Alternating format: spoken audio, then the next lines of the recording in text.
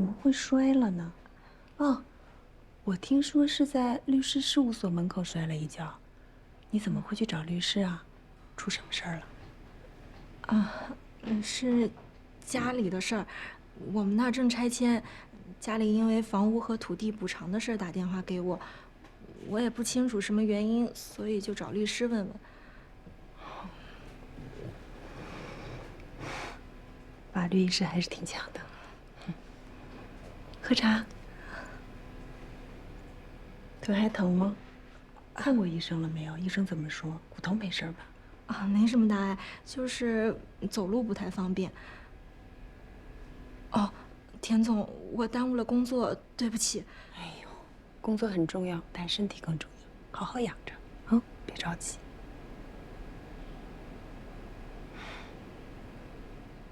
工作上还顺利吗？嗯，你跟杨总没什么事儿吧？没有。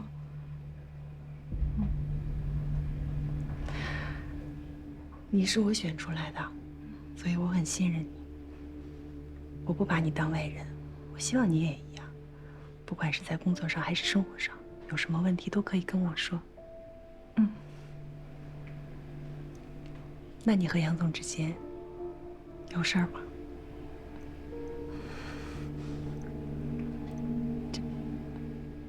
真没有。真的？嗯。这我就放心了。我还以为你是为了不和他一起出差，故意把自己的腿摔坏了。哪里？田总和杨总都这么培养我，我巴不得有这样的学习机会。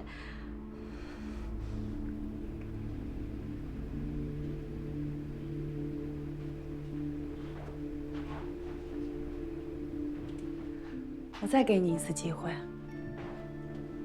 再给你一次说真话的机会。我最讨厌别人骗我。你要是瞒着我，而最终让我知道了，后果很严重的，知道吗？我知道田总，可是我真没有。OK， 那你过来，我给你看样东西。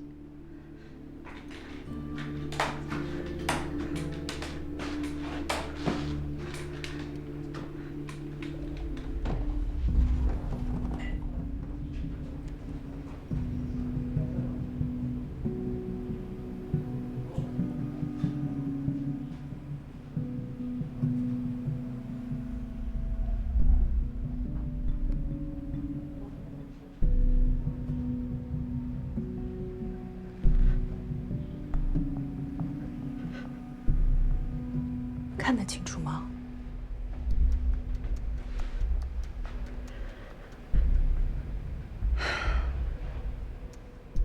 要不要解释一下？对不起，田总，可能我真的不敢说，所以他要我陪他出差，我才故意摔伤了自己。可我一个进城打工的，我能怎么办啊？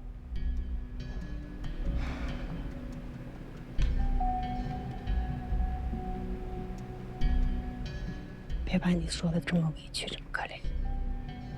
嗯，你是我选进来的。你入职的时候，我告诉你什么，叮嘱过你什么，你还记得吗？您叮嘱我要照顾好老板。还有呢？还有。还有呢？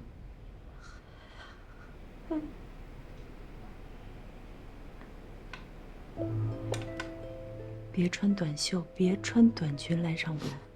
我说过没有？你听了没有？田总，你不能因为我穿短袖和裙子，你就说我勾引他呀！我实在没办法了，所以才去找了律师。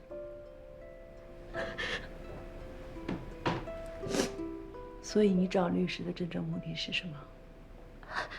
我也没干别的，我就是旁敲侧击的打听了一下，像这种职场性骚扰应该怎么办？职场性骚扰，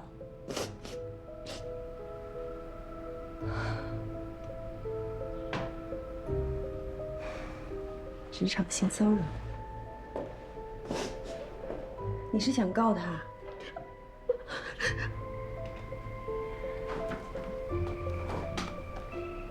你觉得告得赢吗？如果你的行为检点一点，是不是就不会发生这样的事情了？还有，做这件事情之前，你有没有考虑过公司的利益？有吗？那田总，我还能怎么办呢？方法有很多，但是你选择了最蠢的一种。我保不了你了。一会儿你到财务把你的工资结了，工作的事情交给小田就行。田总，你被解雇了。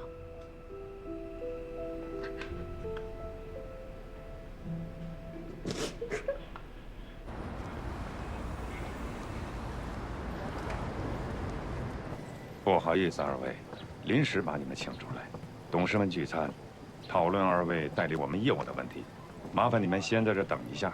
你们做的 PPT 大家都看了，一目了然，把对方侵犯我们专利的地方说的比我们都明白，是吧？我相信董事们看了一定会很清楚，很快就会有结果。你们稍微等一下，喝点茶，来把茶水倒上，先坐会儿啊，我一会儿马上就回来。那就等呗。你说这是怎么回事啊？这一出道，咱们接的全是大案子，是不是预示着咱从出生就是当大律师的命啊？又吹，到现在一个案子都没接着，又开始吹。畅想未来，首先得敢想。真服了你，什么事儿都能往好处想。那坏的一面不是说你看看它就能变好的。得，坏的一面来了，看看谁？陈无良。给我打电话干嘛呀？喂，陈，哟，可以呀，自己称自己是陈无良了，看来还是有点自知之明的。说吧，找我有什么事儿？我告诉你啊，没事儿别骚扰我，姐当律师不是好欺负的。什么？有兴趣？有兴趣？哎，那不是在河北开庭吗？那食宿费怎么算啊？废什么话啊！当然你出了，你让我们瞻仰您的风采，你不出谁出？行，那5星级宾馆啊，高铁商务座，专车接送，每人每餐呢不低于200。对了，还有那个误工费，每人每天10个小时，每小时500块钱。行，痛快，要这么定了啊。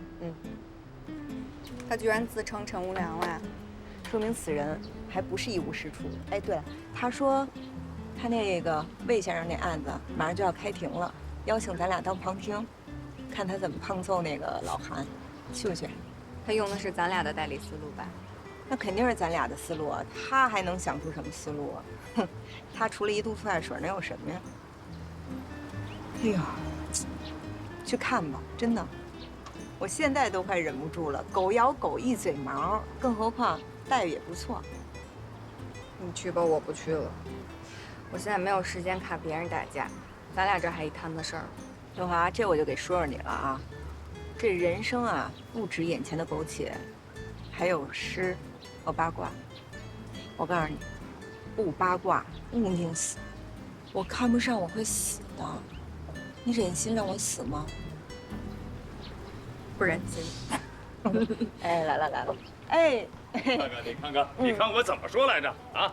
公司全体一致通过，让你们来做我们这个案子，同时明年起聘请你们2位做我们公司的法律顾问。啊，太谢谢您了，董事长。哎呀，谢谢。不客气，不客气。这样，童先生，我们先回去汇报一下，然后之后就可以和贵公司签代理协议了。好，这事儿拜托你们了啊。好。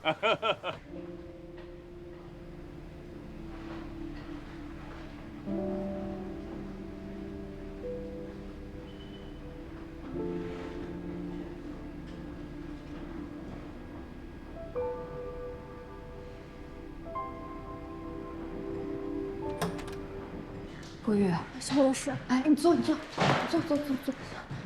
邱律师，我要打官司。你先坐，慢点，坐下，慢慢说。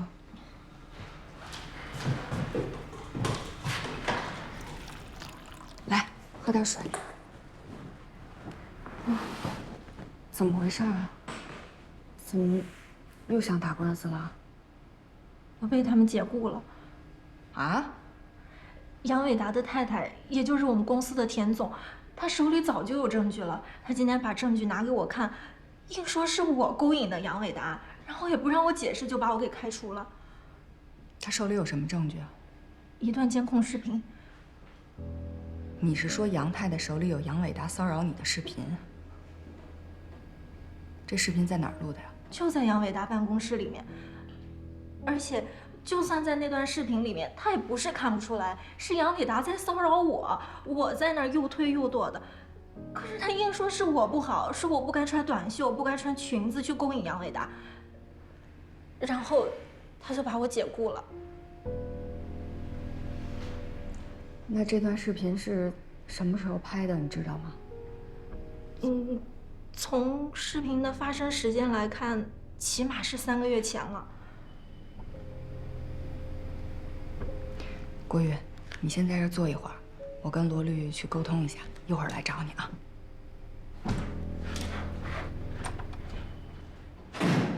她老公骚扰人家一个刚入职的姑娘，然后反过来说人家姑娘衣服穿短了，裙子穿短了，勾引她老公。不是她怎么那么好意思，也不看她老公多大岁数了。哎，现在郭玉是不是还在那儿呢？在会客室。那她现在什么意思啊？他还是要打官司啊，执意要打性骚扰。打性骚扰，咱们没证据，怎么打呀？是啊。再说了，杨太太手里那个视频也不会给郭玉啊，毕竟杨太太跟杨伟达是夫妻。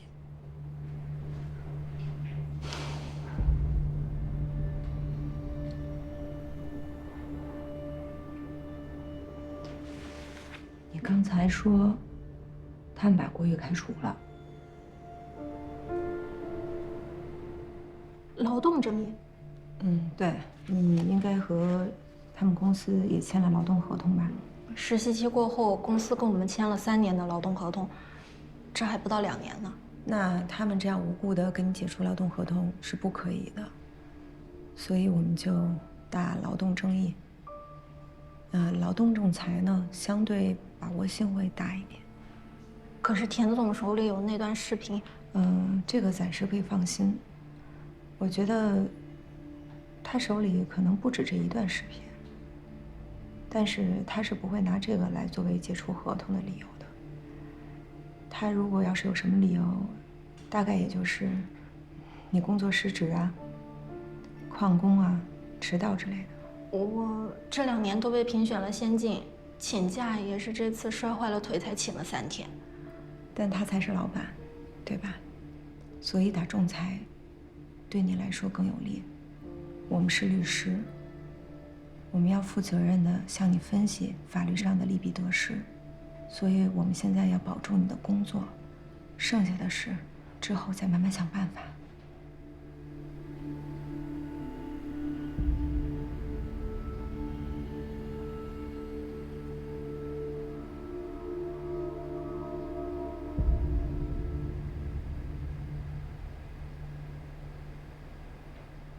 郭玉，你现在没有收入，如果找不到新工作的话，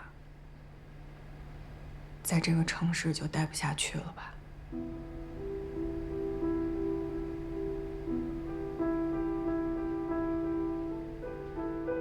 那行，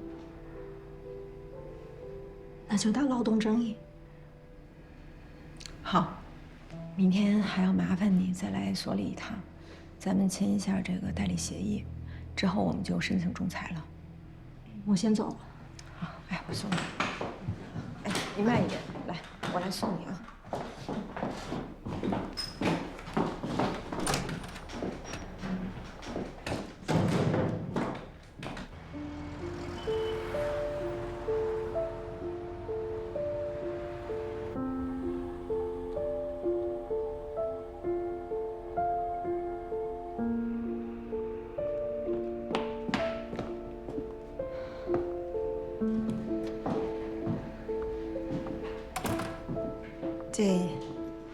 算解决了，咱们也是维护了他能维护得到的权利。也许吧。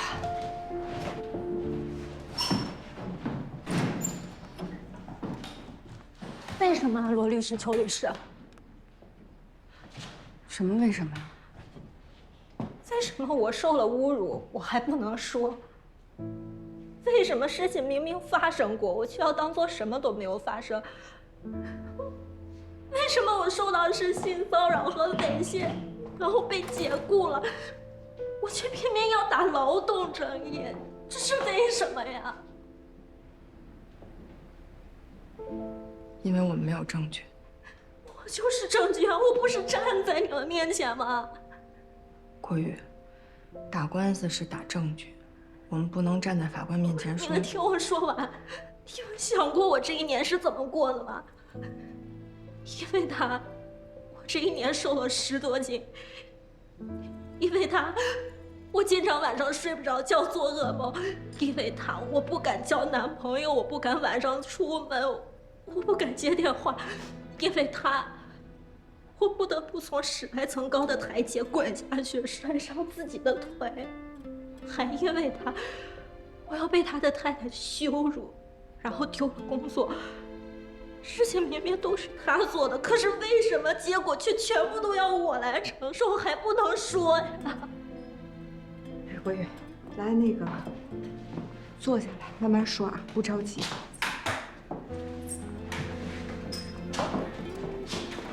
咱们慢慢商量啊，慢慢说。罗律师，我宁可输，我也想打性骚扰，哪怕我最后败了，我也要让所有的人都知道他杨伟达是什么样的嘴脸，人面兽心。我要让后面所有的女孩都防备着他。大不了打完官司我回老家，京北待不了，那我就不待了。给你倒杯水啊。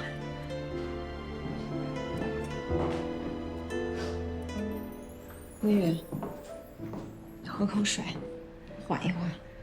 啊，我跟秋绿单独说2句，你先缓一下啊。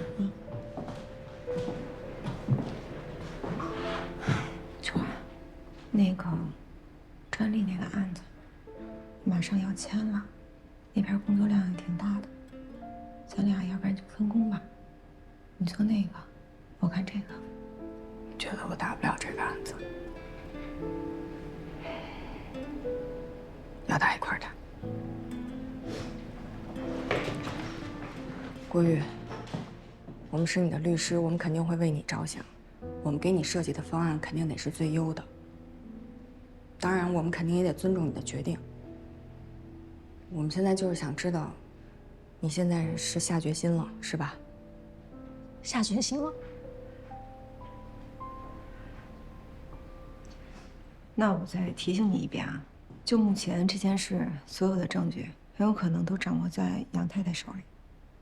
杨太太和杨伟达是一个利益共同体，他可能会拿着这些证据去牵制杨伟达，驱逐他身边的女孩，但是他绝对没可能拿着证据提供给受害者来指控杨伟达。这件事你一定要清楚。所以我们面对的极大可能是一场必输的官司。如果是这样的话，你还坚决要打，对吗？那也要打，不然我瞧不起我自己。好，这样你先再回去认真的考虑1个晚上。如果到了明天你还是如此坚决的话，那就过来签协议。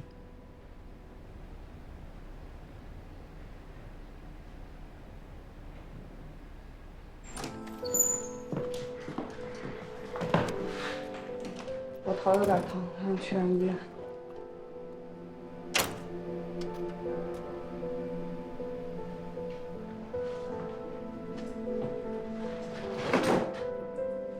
你是不是为了喊骚扰我？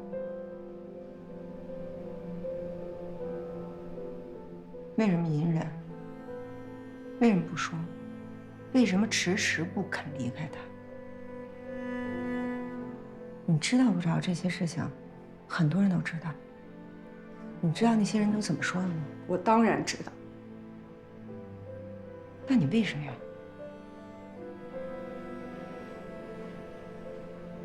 英子，你相信我吗？你不会也觉得我跟他有什么？我相信你啊，我当然相信你。可是我相信你有什么用啊？他骚扰你，你还不肯离开他，你能塞得住外面这些悠悠众口吗？那你让我怎么办？我不是搬出来了吗？我知道怎么保护我自己，他占不了我便宜的。什么意思啊？就是白被骚扰了是吗？那你让我怎么办呢？郭玉，你不是也看见了？你告他呀，人家郭玉都可以下定决心打官司，打得赢吗？你觉得这种案子胜诉的能有几个？你以为我愿意忍啊？我不忍，我能怎么办？算了，这件事说到底是我自己的事，跟你没关系。怎么就跟我没关系呢？难道我不是你的朋友，不是你搭档吗？我能两眼装瞎，当什么事儿都没发生过啊？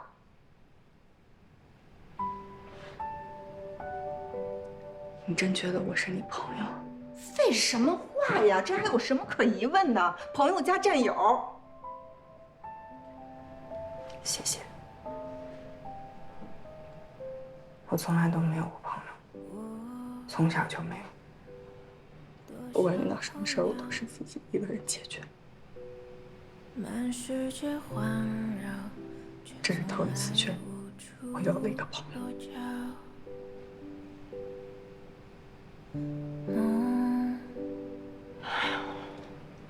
九华，咱们俩不光是朋友，咱俩还是利益共同体。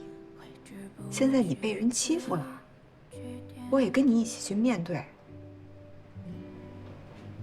我曾经是发过誓的，我说遇到好的人，我要比他更好；但是要遇到坏的人，我们绝不手软。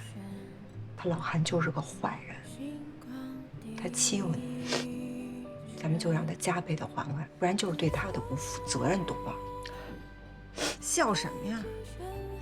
我说真的呢，你知道这世界上为什么这么多坏人吗？这就是好人的纵容。你现在就应该去所里告他。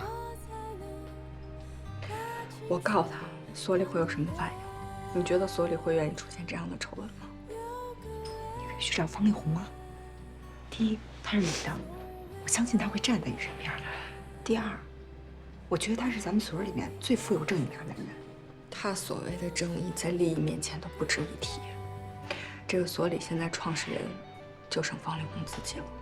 他是这个律所，是他自己一个人的，他一心一意要把它做大。你觉得他会愿意出现这样的事儿？到时候牺牲的人是谁呀？你忘了上次老韩在魏总的那个案子上面做手脚的时候，所里的态度了？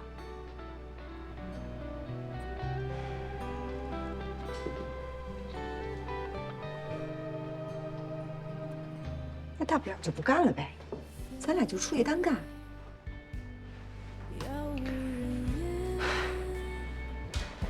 英子，我真的佩服你，什么事儿都能那么乐观，我就不行。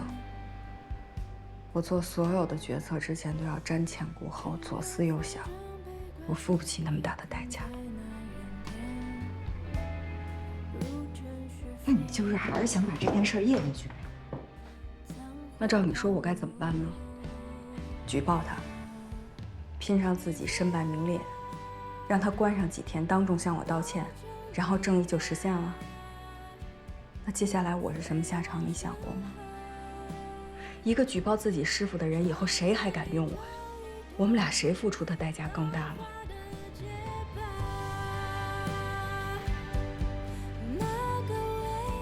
杀敌800，自损1000，这样的惨胜叫胜吗？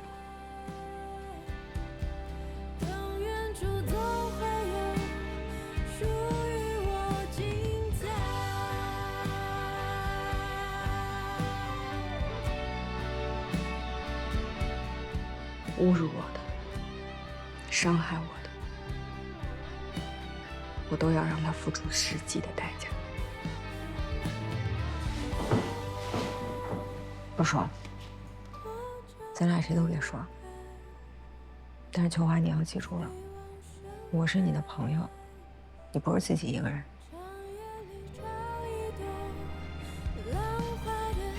谢谢，谢什么谢啊？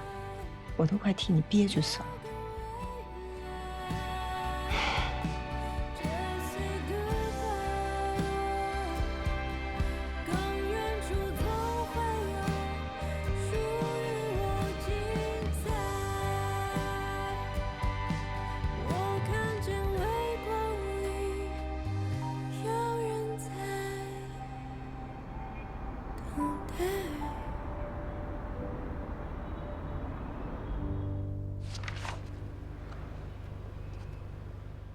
逻辑还可以，就是太冗长了。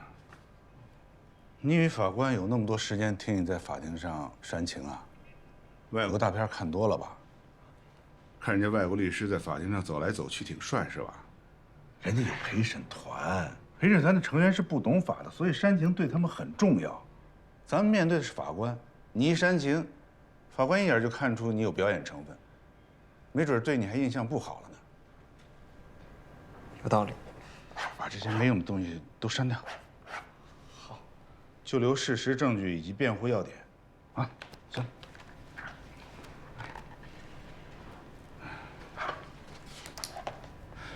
主任，那个同仁路桥那案子，您带着我一起呗。哼，觉得同仁路桥有钱是吧？不是，我接这个案子基本上不挣钱。我真不是为了钱，主要是为了锻炼。行，您就带着我吧，师傅。先把手头这几个案子做好，行了吧？好。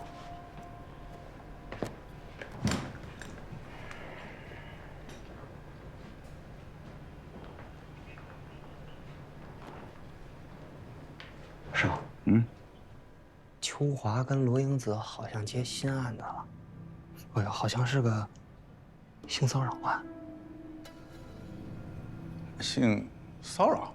啊。我知道。你对同仁路桥那个案子想跟是吧？是。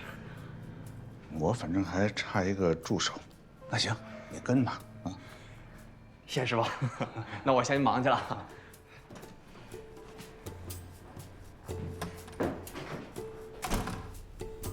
以后你的前程包在我身上。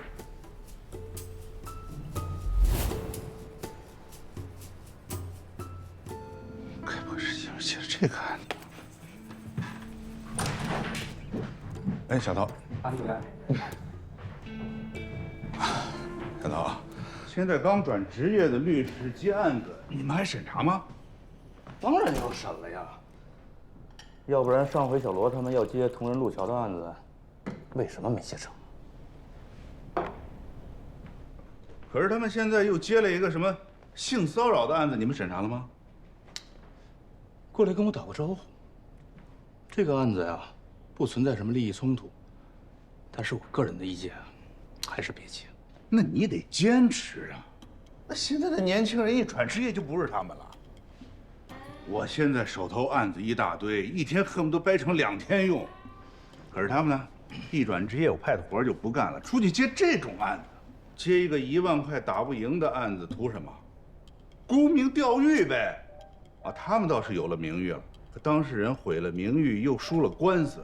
律师不是这么当的呀。他们也就是过来打了个招呼，具体情况呢，我还不清楚，我先了解一下再说。啊，那行，那我等你的消息啊。好嘞。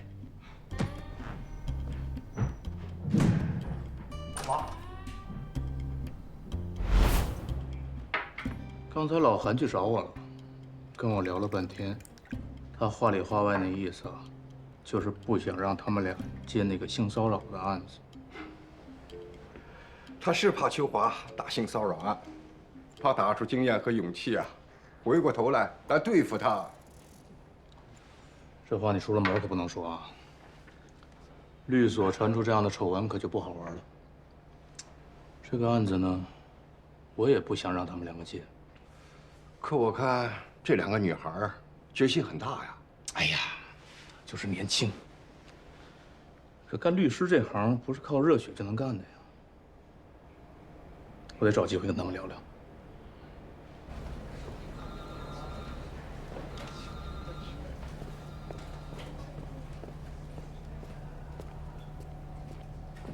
哎，陶律，找我有事啊？啊，我们又接了个案子，案子还不小呢。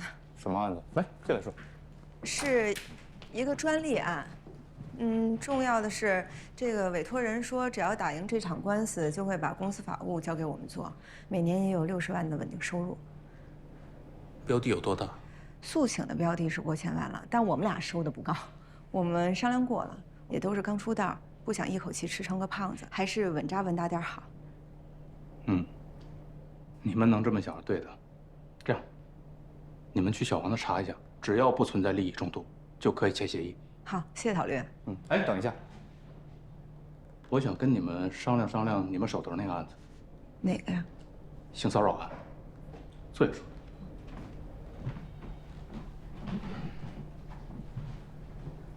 我们商量了一下，还是不建议你们打性骚扰。为什么？你们谁听说过打性骚扰打赢过的呢？我知道你们是为了正义，年轻人有正义感是好事，但也要实事求是吧？你们打得赢吗？我们和当事人已经做好输的准备了。你说这话就是对当事人不负责任。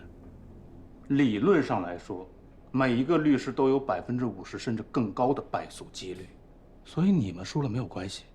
只是有一次败诉的记录而已。当事人呢，打不赢就相当于被第2次伤害。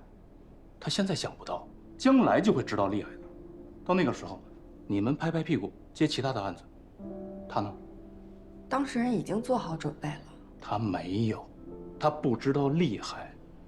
但你们是律师，你们应该知道啊。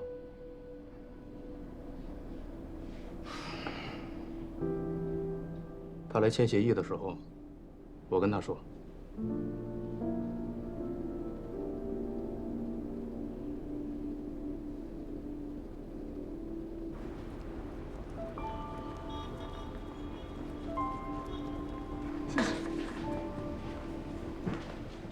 你的案子，罗律师跟邱律师已经向所里汇报过了。所里经过慎重的研究，还是建议你们打劳动仲裁，而不是性骚扰。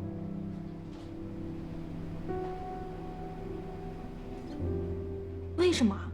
郭小姐，我完全理解你内心的委屈和愤怒，我们感同身受。但越是这样，我们越需要冷静，防止在冲动的时候做出错误的决策，让您进一步受到伤害。我听罗律师跟邱律师说，你们知道这个案子赢不了，但你还是决心要起诉他，想让他付出名誉破产的代价，是吗？对，我要让所有人都知道他杨伟达是什么样的人，我也要防止他再对别人做这样的事。但你有没有想过，到最后名誉破产的很有可能不是他，而是你呢？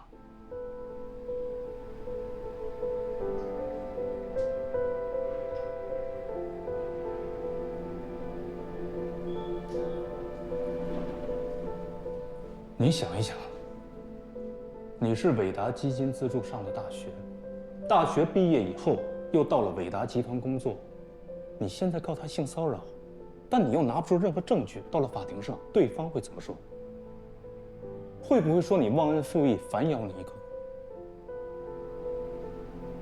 好吧，你可以说你拼尽自己的名誉也要拉他下来，可你不可能把他拉下来的，因为你没有任何证据。反过来，杨伟达是社会名人，他会只防守不反攻，一直被动挨打吗？我敢肯定，一旦你的诉讼结果不利，你马上就会收到传票，杨伟达一定会诉你侵犯名誉权。他就是为了自己的地位、家庭、基金集团，他也会这么做。他可是有证据的，而且他的证据是公开的，因为你毫无根据的指控他性骚扰，造成了社会评价的降低。到时候你一定会败诉的，他不仅让你名誉破产，还会让你付出经济上的代价，甚至刑事处罚。你承受得起吗？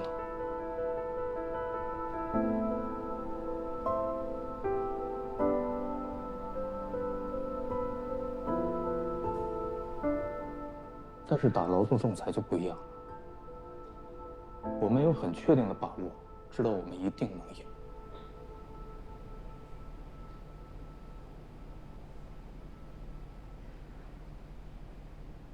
可我不想在他身边工作嘞。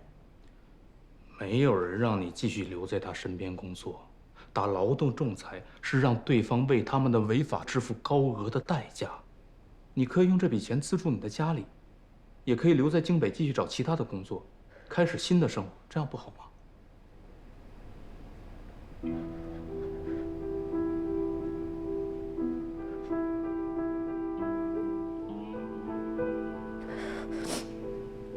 郭玉，如果你坚持，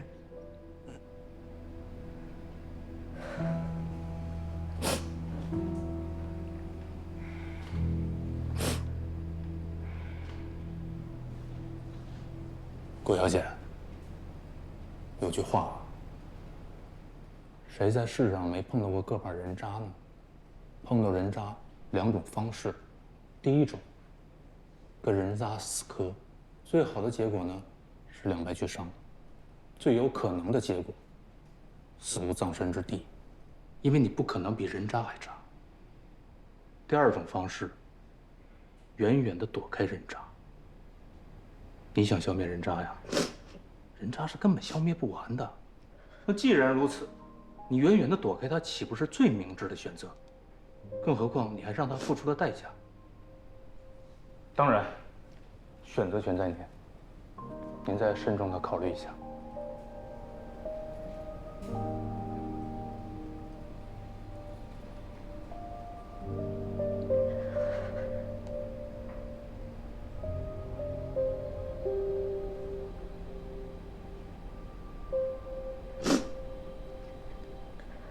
他行，那就打劳动制。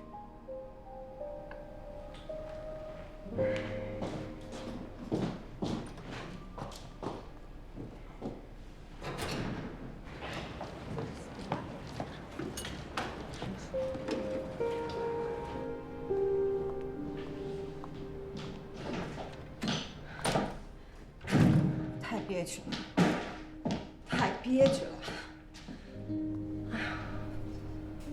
你现在知道我的无奈了吧？英子，我不怕你笑话我。那3个案子我一定要过来，一定要打。你不打我打。我理解了，我知道了，我和你一起打，不能便宜老韩那老东西。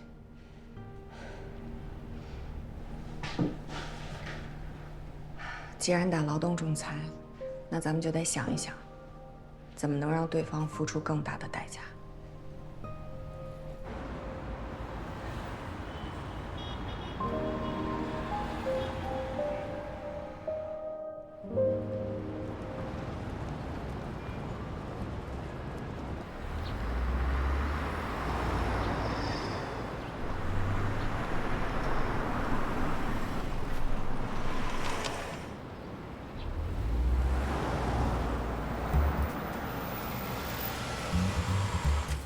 缺不缺德？明明我找的地儿好吗？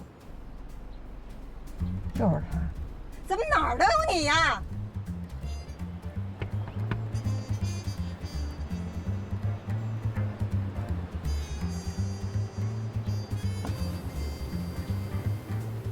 挪开，绝不。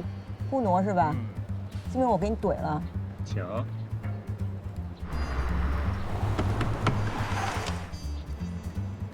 行了，我到了。哎呦，我真是，这大姐真的是，哎呀。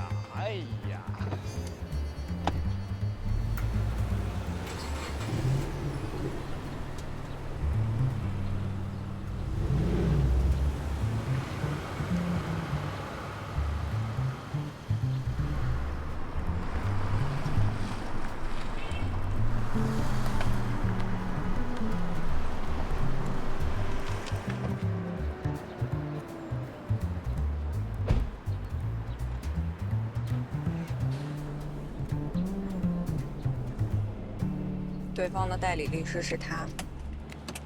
苍蝇逐臭，这种事儿能少了他吗？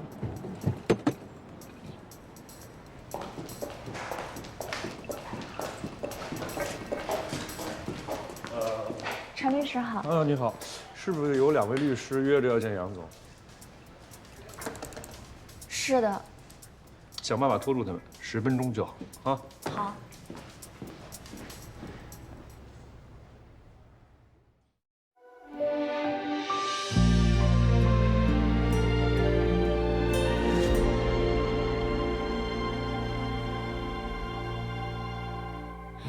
记忆里许多事情又过去，我们多有默契。失去的所有人里，最怀念自己，不痛不惧。用沉默来代替错过的我，没多说一句。曾经我用尽力气，所以不可惜。天生会乐观的人群，总在夜深人静自语，永远相信明天的和结局是我的超能力。为一个解翻山越岭，走很远才惊觉已过去。雨过天晴，怎么算公平？歇斯底里的事，离开不必非要证据。曾经我用尽力气，所以不可惜。错过你也成为风景，没做好有什么要紧？若世界显得拥挤，踉跄步履，我依然独行，用热泪等执着回应，找回那个完整的自己。我会爱我，再计算公平。我会爱我，再计算公平。